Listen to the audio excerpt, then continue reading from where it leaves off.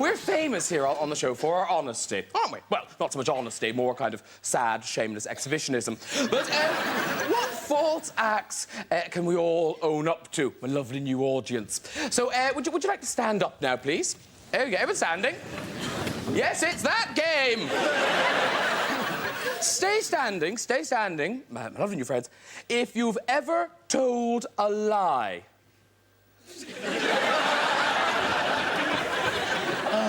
I love my audience.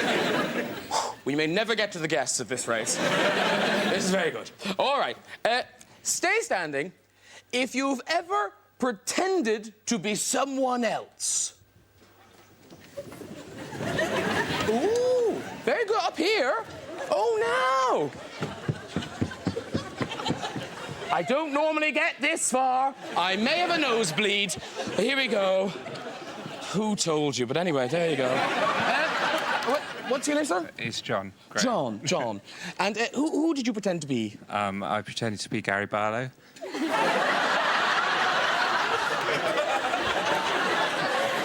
See, I was going to say, you know, I found out who you're going to be. I was going to go, that's ridiculous. How did anyone ever believe that? You kind of think, no, fair enough.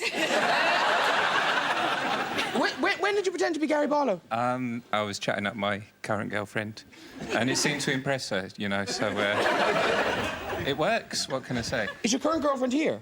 She is. Where is she? Could it be that woman? At all? Could it be the sobbing woman? Stand up, you. What's your name? Everyone calls me Fuzz. Everyone calls you Fuzz, yeah. and I won't change that. Fuzz. So now, so you fancied Gary Barlow? Just a little bit. Just a little bit. And this did?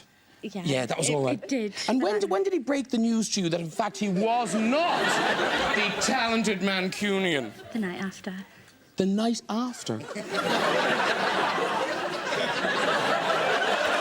Now, presumably, the night of, he came back to your place, because you might have thought it was odd that Gary Barlow lived in a scuzzy bedsit somewhere inside London.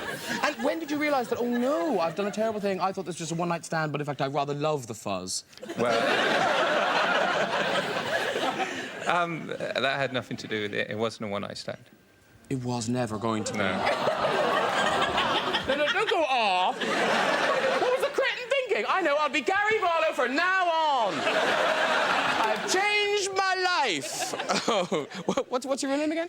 John. John. Hurrah for John and Fuzz and the delusion. OK, everyone up again, please. Everyone up. Stay standing. If your family told you a lie that coloured your whole life. OK, stay standing for that. I'm sensing a lot of therapy going on. Everyone's kind of going, yes, they did. But no, one lady stayed over here. Hang on. Go over to her. Pretty. What's your name? Mandy. Yeah. Mandy. Yeah. Get into this. This isn't a really awful story that'll have social services on our back, is it? No. So what was the lie your family told you? My mum told me that my dad was Steve McQueen.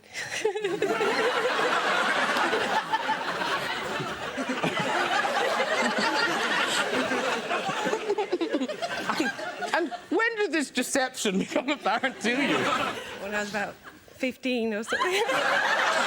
No! So you sat and watched films on television and thought, there's Dad. Yeah, my sister thought so as well, yeah.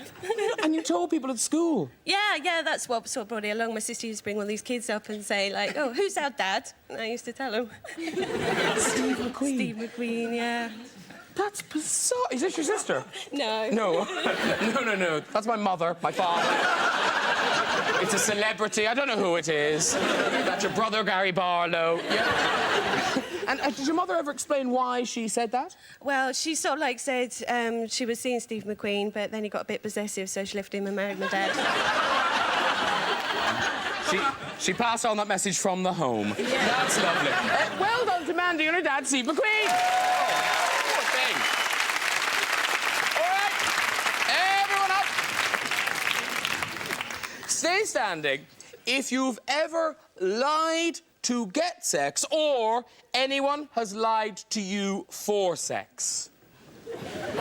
Ooh, quite a few. Quite a few. Let's ask this man. He's a ginger man. We rarely get them on the programme. What's your name? David. David. And were you lied to or did you lie? I did the lying. You did the lying. I did the lying. Actually, this is dodgy bank of seats, isn't it? Look at the rest of the audience on this side. Oh, all right, so what was the lie you told? I was living at the beach in my parents' apartment, and they owned the penthouse there, and met some ladies on the beach, and they said, "Where do you live?" I said, "Up there." They said, "The penthouse." I said, "Yeah, it's mine." And did they fall for it? They did. Really? Oh, my God. Penthouse overcame the gingerness. It did. Extraordinary. What's your name, you lovely man? David. David, well